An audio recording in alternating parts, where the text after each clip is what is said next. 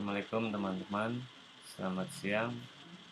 Nama saya Sigit Wahyudi, nomor induk mahasiswa 17021110002,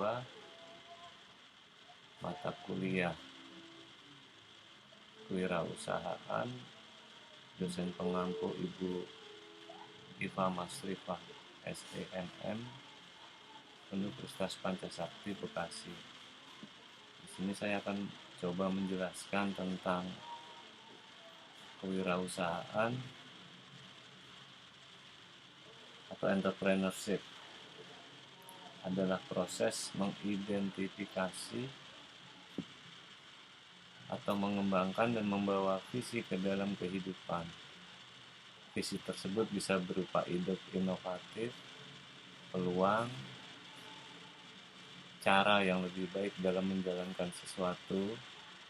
Hasil akhir dari proses tersebut adalah penciptaan usaha baru yang dibentuk pada kondisi risiko atau ketidakpastian. Kewirausahaan di sini memiliki arti yang berbeda-beda antar para ahli atau sumber. Acuannya karena berbeda-beda titik berat dan penekanannya.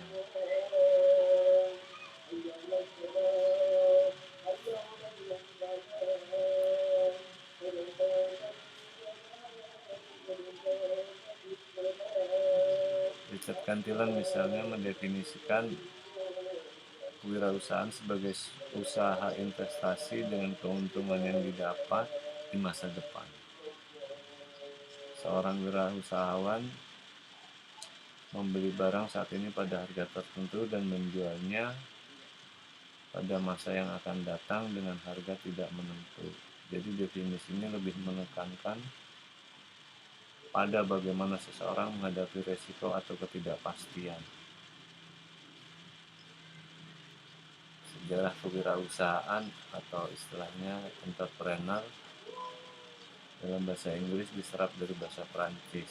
Kata tersebut pertama kali muncul dalam kamus Prancis berjudul Dictionnaire Universal de Commerce yang disusun oleh Jacques de Brossolon dan diterbitkan pada tahun 1723. Kata entrepreneur dalam bahasa Prancis berasal dari kata entre yang berarti antara dan prendre yang berarti mengambil.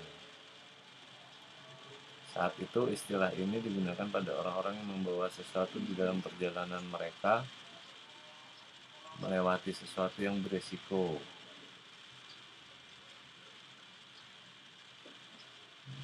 Di luar negeri, istilah kewirausahaan telah dikenal sejak abad ke-16.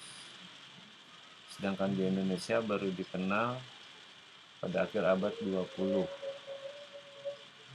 Beberapa istilah wirausaha seperti di Belanda dikenal dengan ondernemer. Di Jerman dikenal dengan Unternehmer. Pendidikan kewirausahaan ini mulai dirintis sejak tahun 1950-an di beberapa negara Eropa, Amerika, dan Kanada. Bahkan sejak tahun 1970, banyak universitas yang mengajarkan kewirausahaan atau manajemen usaha kecil. Pada tahun 1980-an, hampir 500 sekolah di Amerika Serikat memberikan pendidikan kewirausahaan. Di Indonesia, kewirausahaan dipelajari baru terbatas pada beberapa sekolah atau perguruan tinggi tertentu saja. Sejalan dengan perkembangan dan tantangan seperti adanya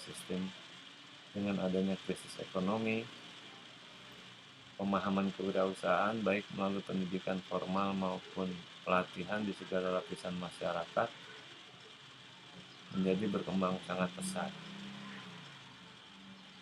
Proses kewirausahaan menurut Carol Moore yang mempelajari tentang bagaimana perilaku wirausaha membuat suatu model mengenai bagaimana proses berpikir mereka.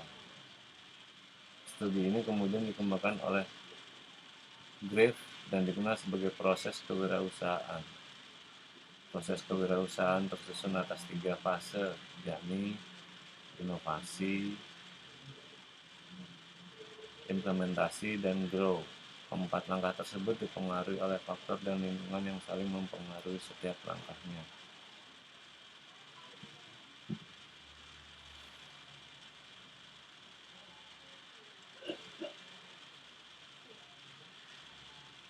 Lalu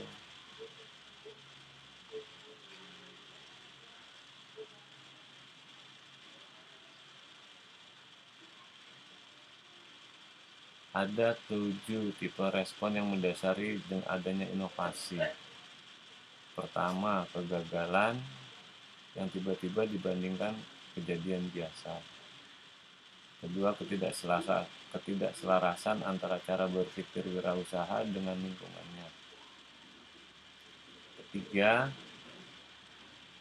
kebutuhan atas cara yang lebih baik di dalam mengerjakan sesuatu. Keempat, perubahan yang tiba-tiba di dunia industri atau pasar.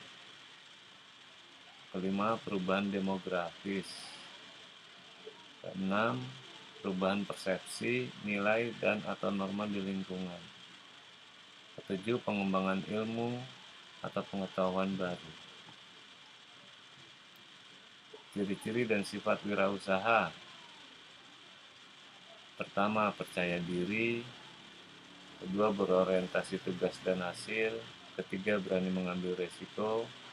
Keempat, mempunyai jiwa kepemimpinan. Kelima, keorisinilan. Keenam, berorientasi ke masa depan. 7, jujur dan tekun. Sifat-sifat seorang wirausaha adalah 1. Memiliki sifat keyakinan, kemandirian, individualitas, dan optimis. Kedua, selalu berusaha untuk berprestasi, berorientasi pada laba, memiliki ketekunan dan ketabahan, memiliki tekad yang kuat, suka bekerja keras, energik, dan memiliki inisiatif. Ketiga, memiliki kemampuan mengambil resiko dan suka pada tantangan. Keempat, bertingkah laku sebagai pemimpin, dapat bergaul dengan orang lain dan suka terhadap saran dan kritik yang membangun. Kelima, memiliki inovasi dan kreativitas tinggi, fleksibel, serba bisa, dan memiliki jaringan bisnis yang luas. Keenam, memiliki persepsi dan cara pandang yang berorientasi pada masa depan. Ketujuh, memiliki keyakinan bahwa hidup itu sama dengan kerja keras. Sikap wirausaha. Pertama, berani mengambil resiko. Kedua, nyaman dengan ketidakpastian. Ketiga, fokusnya tinggi. 4, sensitif terhadap perubahan pasar. Kelima, disiplin. Keenam, jujur. Ketujuh, kreatif dan inovatif. 8, mandiri. 9, realistis. Dan faktor-faktor kegagalan di dalam wirausaha menurut Zimmer adalah tidak kompeten dalam manajerial, tidak kompeten atau tidak memiliki kemampuan dan pengetahuan mengelola usaha merupakan faktor penyebab utama yang membuat perusahaan kurang berhasil.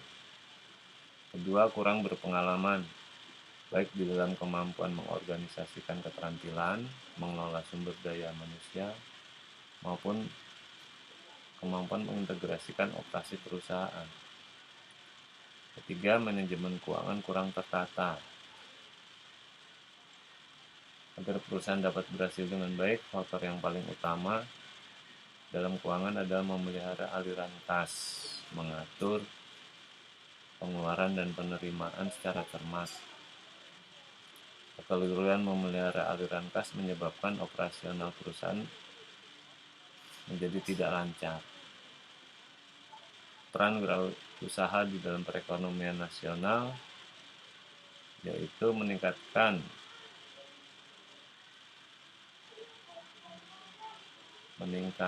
investasi dan mengurangi tingkat ketergantungan terhadap orang lain.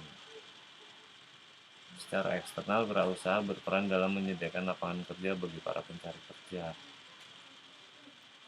Dengan terserapnya tenaga kerja yang disediakan oleh wirausaha, tingkat pengangguran secara nasional menjadi berkurang.